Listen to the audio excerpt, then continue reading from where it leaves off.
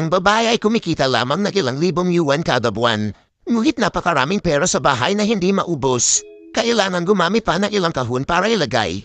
At ang bahay na ito ay ginagamit nilang bilang himbaka ng cash at iba't ibang mamahaling gamit. Sino ang mag-aakala ng isang super yaman na babae ay sobrang low profile sa kumpanya? Hindi man lang inayos ang buhok, basta pinatuwid lang.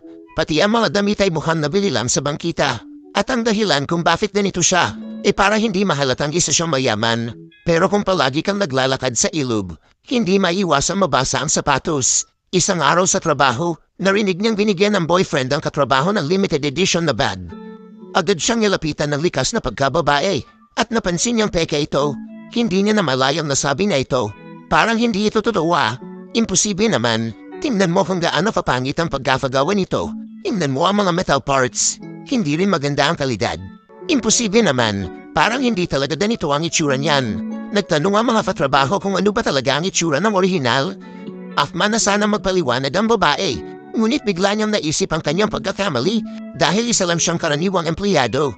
Hindi dapat siya ganoon kalam sa mga mamahaling gamit, kaya sinabi niyang hindi rin siya sigurado. At umalis na lang na kunwaring may trabaho. Ngunit pagbalik niya sa bahay ay labis siyang naiinis.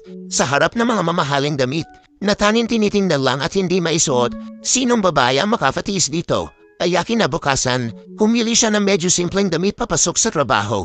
Pero pagkadating sa opisina, nasalubong agad ang boss. At hindi niya inaasahan, na agad napansin ng boss ang mamahaling damit niya. Hindi mura yan mga nasa 30,000 yan. Ang paspas sa buwan ng sahod mo. Talagang handang gumastos ang babaeng ito para gumanda. Mukhang kailangan ko na mag-obserba. Sa pananamit ni Manager Gao, akala mo simpleng suot lang, pero puro mamahalin.